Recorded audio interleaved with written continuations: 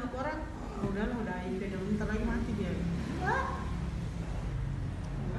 tahu bahwa dengan pola hidup sehat, dengan meminum obat ARV, teman-teman yang HIV bisa melakukan aktivitas bersama dengan orang biasa, bisa tetap bekerja, bisa tetap memiliki anak, jadi bisa tetap menjalankan hidupnya.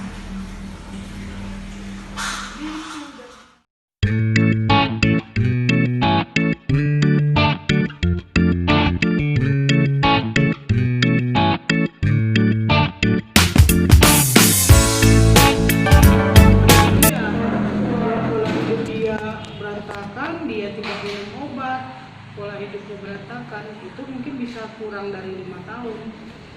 Baru di stadium 3 kurang dari mulai muncul gejala-gejala penyakitnya.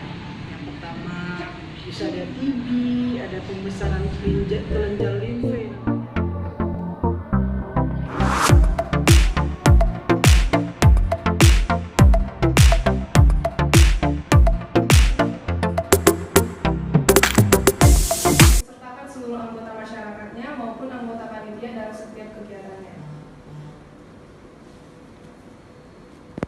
Kita akan memulai masuk tentang HIV.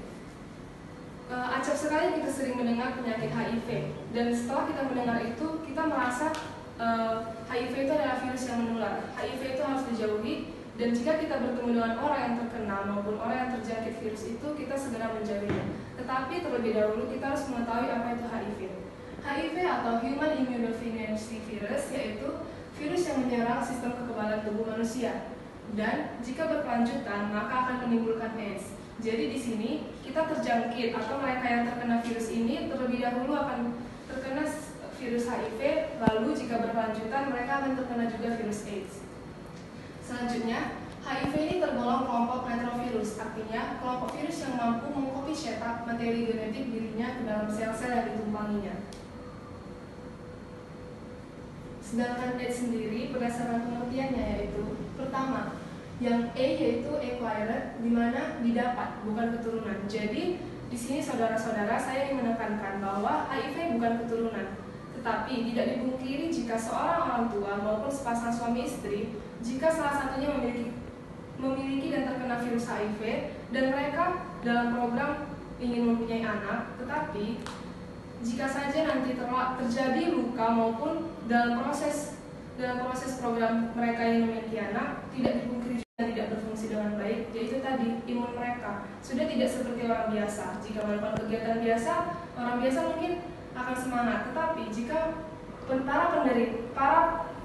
mereka yang terjangkit virus ini akan lebih merasakan penderitaan, bukan hanya fisik, tetapi lebih kepada penderitaan batin. Dan yang terakhir adalah sindrom. Disinilah memiliki banyak gejala. Karena apa? Teman-teman kita maupun saudara-saudara kita yang merupakan ODIF atau orang dengan HIV, itu mereka memiliki stigma dan sering didiskriminasi. Dan juga kenapa mereka memiliki banyak gejala? Sebenarnya jika HIV-nya saja itu cuma beberapa dan sedikit virusnya, itu masih tidak apa-apa untuk kedepannya. Jika mereka minum ARV atau obatnya dengan rutin, ada kemungkinan buat virus itu semakin kecil jumlahnya. Tetapi yang paling membahayakan di sini adalah jika mereka memiliki infeksi opportunitis, artinya sudah ada terlebih dahulu penyakit yang menyerangnya seperti TBC, hepatitis, gejala sel maupun seperti kelenjar, contohnya kelenjar getah bening. Jadi dapat kita simpulkan, AIDS merupakan kumpulan gejala penyakit akibat menurunnya sistem kekebalan tubuh oleh HIV. Next. Nah, ini adalah contoh sel dari virus HIV. Yang pertama itu ada struktur isi glikoprotein, selanjutnya HL antigen, dan ke kepala glikoprotein. Di sini ada selubung intinya yang memiliki penyakit seperti TBC maupun hepatitis yang melalui udara saja bisa tertular, itu baru berbahaya. Yang ketiga, penggunaan kamar kecil atau WC bersama. Di sini juga tidak memungkiri terjadinya penularan HIV. Keempat, bersin dan batuk, terkecuali bagi mereka penderita TBC. Lalu berolahraga bersama atau melalui cairan keringat. Bukan berarti cairan keringat ini bisa menularkan, hanya saja virus itu ada dalam tubuhnya, tetapi dalam jumlah yang sedikit, tidak seperti dalam darah. Selanjutnya, bekerja sama dengan orang yang terinfeksi HIV. Karena apa? Karena di situ tidak adanya ditemukan cairan jika saat kita bekerja sama dengan mereka, lalu gigitan nyamuk. Walaupun nyamuknya menggigit kita dan menggigit orang lain, itu bukan berarti mereka yang digigit atau kita yang tergigit terkena virus. Karena apa? HIV itu adalah Human Immunodeficiency Virus, artinya hanya menjangkit kepada manusia. Nah, di sini ada kronologi perjalanan HIV. HIV sendiri ini memiliki stadium, sama seperti kanker. Di stadium pertama sering dibilang masa jendela, artinya stadium pertama inilah di mana virus itu ada, tetapi belum terdeteksi. Berkisar antara 1-3 bulan, bahkan bisa sampai 6 bulan. Selanjutnya ada stadium 2. Di sini sudah terdeteksi apakah dia positif maupun negatif. Di sini virus ini akan bertahan rata-rata selama 5-10 tahun. Dan di stadium 3 ada namanya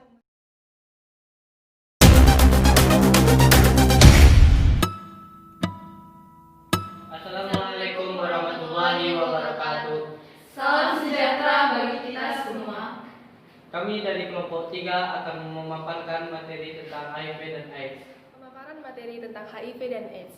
HIV merupakan Human Immunodeficiency Virus, di mana terjadinya virus yang merusak kekebalan tubuh manusia, dan di mana di sini terjadinya perusakan dan kekurangan kekebalan tubuh melalui sel CD4, di mana sel CD4-nya akan menurun sampai berkisar antara 200 mikroliter.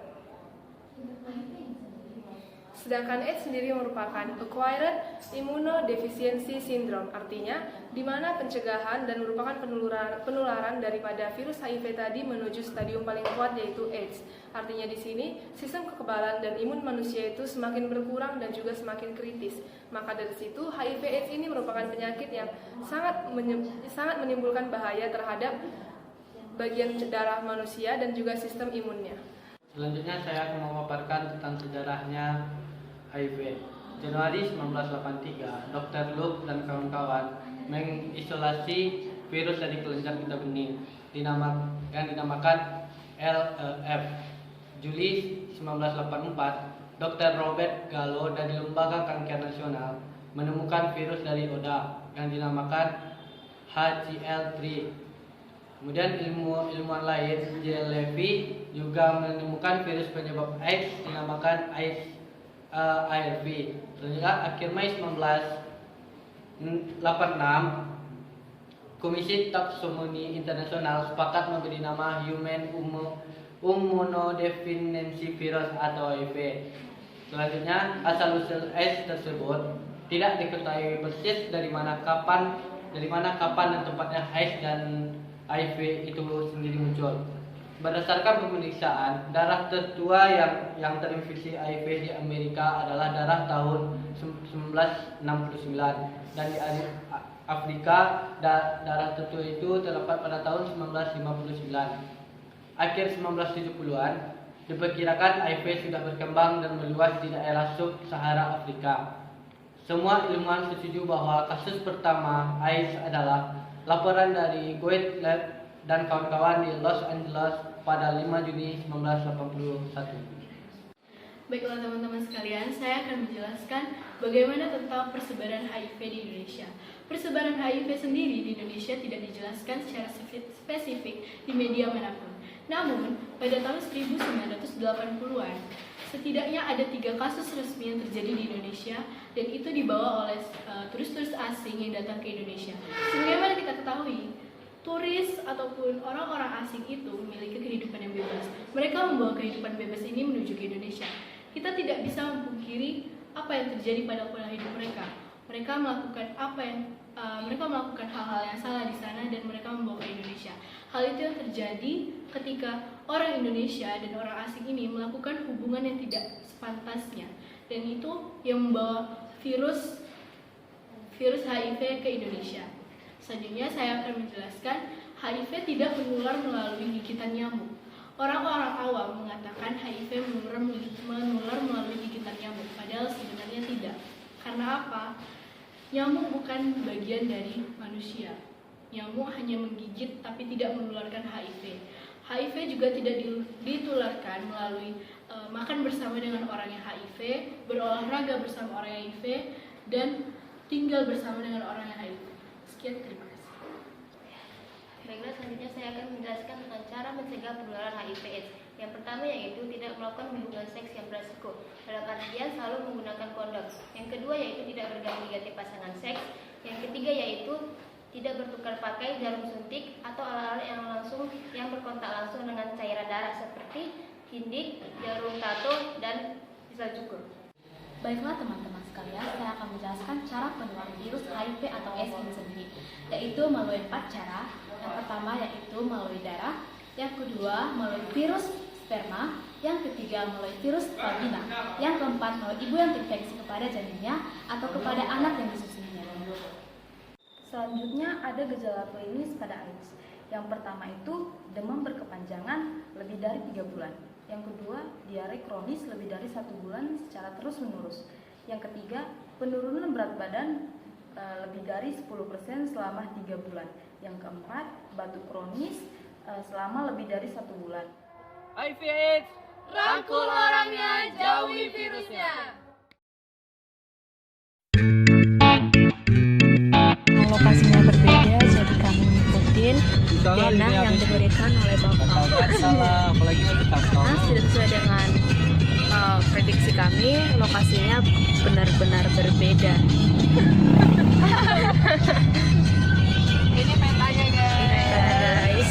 Jadi kami menuju ke tempat penderita HIV yang sudah ditunjukkan. Dikasih peta ini dan nyasar di pasar 4. Dasar susah banget demi menemui kalian teman-temanku. Oke. Oh my god, lihat guys, astaga. KKN ini loh. Ada gak di Kena guys.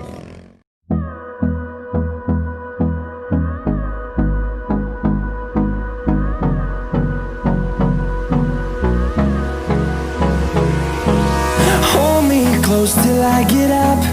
Time is barely on our side. I don't wanna waste what's left. The storms we chase are leading us, and love is all we'll ever trust. Yeah, no, I don't wanna waste what's left. And on we'll go, through the wastelands, through the highways, till my shadow turns to sun rays.